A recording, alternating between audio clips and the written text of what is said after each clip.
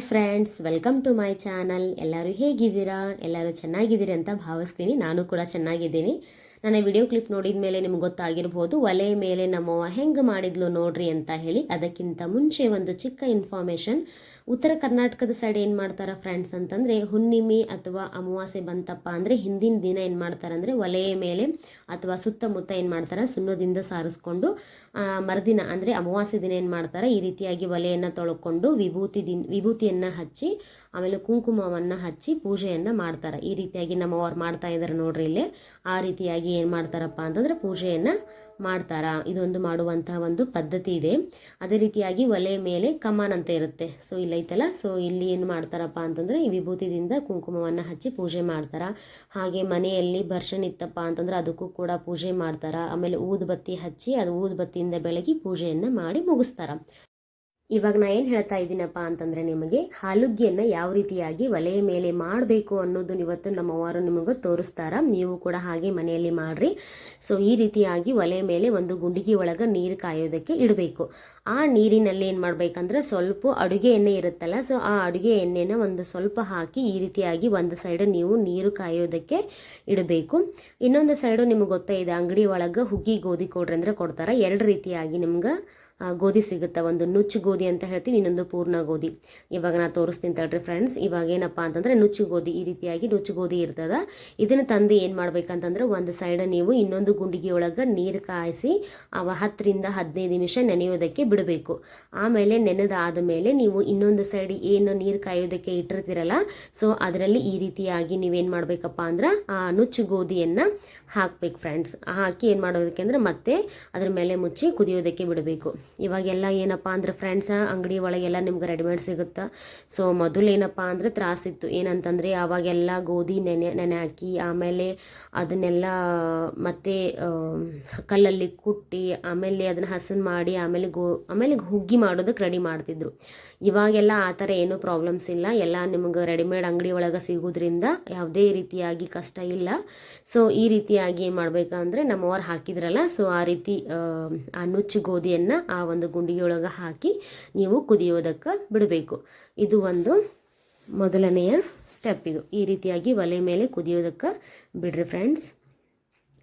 ನಂತರ ಏನಪ್ಪ ಅಂದರೆ ಎಷ್ಟು ಚಂದಲ್ಲ ಫ್ರೆಂಡ್ಸ್, ಯಾಕಂದರೆ ಒಲೆ ಮೇಲೆ ಮಾಡ್ಕೊಂಡು ತಿನ್ನೋದ್ರಿಂದ ನಮ್ಮ ಆರೋಗ್ಯಕ್ಕೂ ಕೂಡ ಒಳ್ಳೆಯದಾಗಿರ್ತದೆ. ಯಾವುದೇ ರೋಗಿಜನಗಳು ಕೂಡ ನಮಗೆ ಬರುವುದಿಲ್ಲ. ಯಾಕಂದ್ರೆ ಈ ರೀತಿಯಾಗಿ ಫ್ರೆಂಡ್ಸ್ ಕುದಿಯುವಾಗ ಏನಾದರೂ ಉಕ್ಕಿ ಬರ್ತಾ ಇತ್ತಂದರೆ ನಾವು ಚಮಚೆ ಇಟ್ಟಿದ್ದೀವಲ್ಲ, ಸೊ ಅದೇ ರೀತಿಯಾಗಿ ನೀವು ಕೂಡ ಚಮಚೆನೇ ಇಡ್ರಿ, ಉಕ್ಕಿ ಬರೋದಿಲ್ಲ. ನೆಕ್ಸ್ಟ್ ಏನಪ್ಪ ಅಂತಂದರೆ, ಈ ಹುಗ್ಗಿ ಮಾಡಬೇಕಾದ್ರೆ ನಮಗೆ ಹುಟ್ಟು ಬೇಕಾಗುತ್ತೆ. ಸೊ ಇದಕ್ಕೆ ಏನಂತ ಕರಿತೀವಿ ಅಂತಂದರೆ ಹುಟ್ಟು ಅಂತ ಕರಿತೀವಿ. ಈ ಹುಟ್ಟಿನಿಂದ ನೀವೇನು ಮಾಡಬೇಕಪ್ಪ ಅಂತಂದರೆ ಕರೆಕ್ಟಾಗಿ ನುಗುಚ್ಕೋಬೇಕು. ನುಗುಚ್ಕೊಳ್ಳೋದಂತಂದರೆ ಏನಪ್ಪ ಅಂದರೆ ಈ ರೀತಿಯಾಗಿ ತಿರುವುತ್ತಾ ಇದ್ದಾರಲ್ಲ ನಮ್ಮವರು, ಆ ರೀತಿಯಾಗಿ ನೀವೇನು ಮಾಡಬೇಕಂದ್ರೆ ತಿರುವುತ್ತಾ ಬರಬೇಕು. ಅದಕ್ಕೆ ನುಗುಚೋದು ಅಂತ ಹೇಳ್ತಾರೆ. ಅದಾದ ಮೇಲೆ ಈ ರೀತಿಯಾಗಿ ಒಂದು 20 ನಿಮಿಷ ನೀವೇನು ಮಾಡಬೇಕಪ್ಪ ಅಂತಂದರೆ ಫ್ರೆಂಡ್ಸ್ ಕುದಿಸ್ತಾ ಬರಬೇಕು. ಇದನ್ನು ನೋಡ್ರಿ ಯಾವ ರೀತಿ ಕುದಿಸ್ತಾ ಇದ್ದೀವಿ. ಆಮೇಲೆ ಅದು ಕರೆಕ್ಟಾಗಿ ಬೆಂದೈತೋ ಅಥವಾ ಇಲ್ಲ ಅಂತ ನೋಡಬೇಕಾದ್ರೆ ಇವಾಗ ನಮ್ಮ ತಾಯಿಯವರು ತೋರಿಸ್ತಾ ಇದ್ದಾರಲ್ಲ ನಮ್ಮವ್ವ, ಆ ರೀತಿಯಾಗಿ ನೀವು ಕೂಡ ಏನು ಮಾಡ್ಬೇಕಂದ್ರೆ ಅದನ್ನು ಹೆಚ್ಚಿಗೆ ನೋಡಬೇಕು, ಅಂದರೆ ಅದು ಕುದ್ದೈತೋ ಇಲ್ಲ ಅಂತ ಹೇಳಿ. ನೋಡ್ರಿ ಇವಾಗ ಮತ್ತೆ ಏನು ಮಾಡಿದ್ರು, ಉಪ್ಪು ಹಾಕಿದ್ರು. ಉಪ್ಪು ಹಾಕಿ ಮತ್ತೆ ನೀವೇನು ಮಾಡಬೇಕು, ಮತ್ತೆ ನುಗುಚ್ಕೋಬೇಕು. ಅದನ್ನು ಎಷ್ಟು ಸಾಧ್ಯ ಆದಷ್ಟು ನೀವು ಬಿಡುವಿಲ್ಲದೆ ನುಗುಚ್ಕೋತಿರಲ್ಲ, ಅಷ್ಟು ತುಂಬಾ ಚೆನ್ನಾಗಿ ಬರ್ತದೆ ಹುಗ್ಗಿ. ನೋಡ್ರಿ ನಮ್ಮವ್ರು ಮೊದಲಿನ ಕಾಲದ ಮಂದಿ ಅಂತ ನಿಮಗೆ ಹೇಳಿದ್ನೆಲ್ಲ ನಾನು, ಅವ್ರು ಎಷ್ಟು ಚೆನ್ನಾಗಿ ಆಹಾರ ಮಾಡ್ಕೊಂಡು ತಿಂತಿದ್ರಪ್ಪ ಅಂತಂದರೆ ಅವರು ಇರುವಂಥ ಆರೋಗ್ಯನ ಕಾರಣ. ಇವಾಗ ನೋಡ್ರಿ ಮತ್ತೆ ಒಂದು ಕಡೆ ಏನು ಮಾಡಬೇಕು, ಕೊಬ್ಬರಿಯನ್ನು ಈ ರೀತಿಯಾಗಿ ಮನೆಯಿಂದ ಹೆರ್ಚ್ಕೋಬೇಕು. ಮಿಕ್ಸಿ ಹಾಕಕ್ಕೆ ಹೋಗಬಾರ್ದು ಫ್ರೆಂಡ್ಸ್.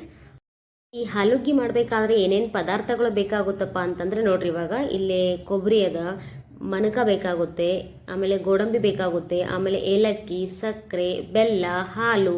ಸೊ ಈ ರೀತಿ ನಮಗೆ ಹಾಲುಗ್ಗಿ ಮಾಡಬೇಕಾದ್ರೆ ಬೇಕಾಗುವಂತಹ ಪದಾರ್ಥಗಳು ಇವು. ನಿಮಗೆ ಬೇಕಾಯ್ತಪ್ಪ ಅಂತಂದರೆ ಗಸಗಸೆ ಕೂಡ ಹಾಕೋಬಹುದು, ತುಂಬಾ ಚೆನ್ನಾಗಿ ಟೇಸ್ಟ್ ಬರುತ್ತೆ ಫ್ರೆಂಡ್ಸ್. ನೋಡ್ರಿ ಸಕ್ಕರೆ, ಬೆಲ್ಲ, ಕೊಬ್ಬರಿ, ಮನಕ, ಗೋಡಂಬಿ, ಏಲಕ್ಕಿ, ಆಮೇಲೆ ಹಾಲು. ಆಮೇಲೆ ಏನು ಮಾಡಬೇಕಂದ್ರೆ ನಾವು ಇವಾಗ ಕುದಿಯುತ್ತಿರ್ತಲ್ಲ, ಆ ಕುದಿಯೋದ್ರೊಳಗೆ ಮತ್ತೆ ಫಸ್ಟ್ ಏನು ಮಾಡಬೇಕು, ಬೆಲ್ಲವನ್ನು ಹಾಕ್ಕೊಂಡು ಮತ್ತೆ ಏನು ಮಾಡಬೇಕಾದ್ರೆ ನುಗುಚ್ಕೋಬೇಕು ಈ ರೀತಿಯಾಗಿ. ನಂತರ ನೋಡ್ರಿ ನಮ್ಮವ್ರು ಏನು ಮಾಡತ್ತಾರೆ, ಇವಾಗ ಮತ್ತೆ ಸಕ್ಕರೆ ಹಾಕಕತ್ತಾರ. ಸಕ್ಕರೆನೂ ಹಾಕಿ ಮತ್ತೆ ಅವ್ರು ಏನು ಮಾಡ್ತಾರೆ ನೆಕ್ಸ್ಟ್ ಇವಾಗ ನುಗುಚ್ಕೋತಾರೆ. ಇವಾಗ ನೋಡ್ರಿ ಇವಾಗ ಈ ಥರ ನುಗುಚ್ಕೋತಾರೆ. ಮತ್ತೆ ಇವಾಗ ಈ ರೀತಿಯಾಗಿ ನೀವು ಕರೆಕ್ಟಾಗಿ ಬಿಡುವಿಲ್ದೇ ಏನು ಮಾಡಬೇಕಪ್ಪ ಅಂತಂದ್ರೆ ಕರೆಕ್ಟಾಗಿ ಆ ಒಂದು ಹುಗ್ಗಿಯನ್ನು ನುಗುಚ್ತಾ ಬರಬೇಕು. ಅಂದರೆ ಬಹಳ ತುಂಬಾ ಟೇಸ್ಟ್ ಆಗುತ್ತೆ. ಹೊತ್ತಿಸಿದ್ರಪ್ಪ ಅಂತಂದ್ರೆ ಸರಿಯಾಗಿ ಆಗೋದಿಲ್ಲ ಹುಗ್ಗಿ. ನೋಡಿರಿ ಏಲಕ್ಕಿಯನ್ನು ಹಾಕ್ತಾ ಇದ್ದಾರೆ, ಪುಡಿ ಮಾಡ್ಕೊಂಡಿದ್ವಿ ನಾವು ಏಲಕ್ಕಿಯನ್ನು, ಆ ಪುಡಿಯನ್ನು ಹಾಕ್ತಾ ಇದ್ದಾರೆ ಇವಾಗ. ಆಮೇಲೆ ಇವಾಗ ನೋಡಿರಿ ನೆಕ್ಸ್ಟ್ ಗೋಡಂಬಿ ಮನಕವನ್ನು ಹಾಕ್ತಾ ಇದ್ದಾರೆ. ಗೋಡಂಬಿ ಮನಕವನ್ನು ಹಾಕ್ಬೋದು ಫ್ರೆಂಡ್ಸ್. ಇನ್ನೊಂದು ಏನಪ್ಪ ಅಂತಂದರೆ ಮನಕ ನೀವು ಹಾಕ್ತೀನಂತಂದರೆ ಇವಾಗ ನೋಡಿರಿ ಕೊಬ್ಬರಿ ಹಾಕ್ತಾ ಇದ್ದಾರೆ. ನೋಡಿರಿ ಫ್ರೆಂಡ್ಸ್, ಮನಕ ಹಾಕ್ತೀನಪ್ಪ ಅಂತಂದರೆ ನೀವು ಒಂದು 2 days 3 days ಇಟ್ಕೊಂಡು ತಿಂತೀನಂತಂದರೆ ಮನಕವನ್ನು ಹಾಕಬೇಡ್ರಿ ಫ್ರೆಂಡ್ಸ್. ಯಾಕಂತಂದರೆ ಅದು ಹುಳಿ ಆಗುತ್ತೆ ಬರದಿನ. ಸೊ ಹಾಗಾಗಿ ನೀವು ಆದಷ್ಟು ಮನಕ ಕಡಿಮೆ ಹಾಕ್ರಿ ಅಂತ ಹೇಳ್ತೀನಿ. ನೋಡಿರಿ ಇವಾಗ ಕಾಶಿ ಇಟ್ಕೊಂಡಿದ್ವಲ್ಲ ನಾವು ಹಾಲನ್ನು, ಈ ರೀತಿಯಾಗಿ ಮತ್ತೆ ನೀವೇನು ಮಾಡಬೇಕು, ಹಾಲನ್ನು ಹಾಕಿ ಮತ್ತೆ ಅದನ್ನು ನುಗ್ಗಿಸ್ತಾ ಬರಬೇಕು ಫ್ರೆಂಡ್ಸ್. ನೋಡಿರಿ ಯಾವ ರೀತಿಯಾಗಿ ನಮ್ಮವರಿಲ್ಲಿ ಆ ಹಾಲವನ್ನು ಹಾಕಿ ನುಗ್ಗಿಸ್ತಾ ಇದ್ದಾರಲ್ಲ, ಸೊ ಅದೇ ರೀತಿಯಾಗಿ ನೀವು ಕೂಡ ನುಗ್ಗಿಸ್ತಾ ಬರಬೇಕು. ಸೋಲಿಲ್ಲದೆ ನೀವು ನುಗ್ಗಿಸ್ತಾನೆ ಇರಬೇಕು ಫ್ರೆಂಡ್ಸ್ ನೀವು, ಅಂದರೆ ನಿಮ್ಮದು ಹುಗ್ಗಿ ಚೆನ್ನಾಗಿ ಬರ್ತದೆ. ಸೊ ಈ ರೀತಿಯಾಗಿ ನೀವೇನು ಮಾಡ್ಬೇಕಂತಂದ್ರೆ ಹುಗ್ಗಿಯನ್ನು ನಿಮ್ಮ ಮನೆಯಲ್ಲಿ ನೀವು ಕೂಡ ರೆಡಿ ಮಾಡಬೇಕು ಅಂತ ನಾನು ಹೇಳ್ತಾ ಇದ್ದೀನಿ ಫ್ರೆಂಡ್ಸ್. ಆದಷ್ಟು ಏನು ಮಾಡಿ ಫ್ರೆಂಡ್ಸ್, ಒಲೆ ಮೇಲೆ ಮಾಡಿಕೊಂಡು ತಿನ್ನೋದಕ್ಕೆ ಪ್ರಯತ್ನ ಪಡ್ರಿ. ಯಾಕಂದರೆ ಒಲೆ ಮೇಲೆ ಮಾಡಿದಂಥ ರುಚಿ ನೀವು ಬರ್ಷನ್ ಮೇಲೆ ಮಾಡಿದಾಗ ಬರುವುದಿಲ್ಲ. ಸೊ ಹಾಗಾಗಿ ಒಲೆ ಮೇಲೆ ಮಾಡಿದರೆ ನಮ್ಮ ಆರೋಗ್ಯನೂ ಕೂಡ ಚೆನ್ನಾಗಿರ್ತದೆ, ನಾವು ಹೆಲ್ದಿಯಾಗಿ ಇರ್ತೀವಿ ಅಂತ ಹೇಳ್ತೀವಿ ಫ್ರೆಂಡ್ಸ್. ನೋಡಿರಿ ಯಾವ ರೀತಿಯಾಗಿ ನಮ್ಮವ್ರು ಮಾಡ್ತಾ ಇದ್ದಾರೆ. ಸೊ ಇದೇ ರೀತಿಯಾಗಿ ನೀವು ಕೂಡ ನೋಡಿ ನಿಮ್ಮ ಮನೆಯಲ್ಲಿ ಮಾಡಿರಿ ಅಂತ ಹೇಳ್ತಾ ಇದ್ದೀನಿ. ಇದು ನಂದು ಮೊದಲನೆಯ ವಿಡಿಯೋ ಅಡುಗೆದು, ಹಾಗಾಗಿ ಏನಾದರೂ ತಪ್ಪಾದರೆ ಕಮೆಂಟ್ಸ್ ಹಾಕಿ. ಆಮೇಲೆ ಏನಾದರೂ ಚಲೋ ಆಗಿದ್ರೂ ಕೂಡ ಕಮೆಂಟ್ಸ್ ಹಾಕ್ರಿ. ಏನಾದರೂ ಮಿಸ್ಟೇಕ್ ಆಗಿತ್ತಂದರೆ ಸಜೆಷನ್ ಕೊಡ್ರಿ ಅಂತ ಹೇಳ್ತಾ ಇದ್ದೀನಿ ಫ್ರೆಂಡ್ಸ್.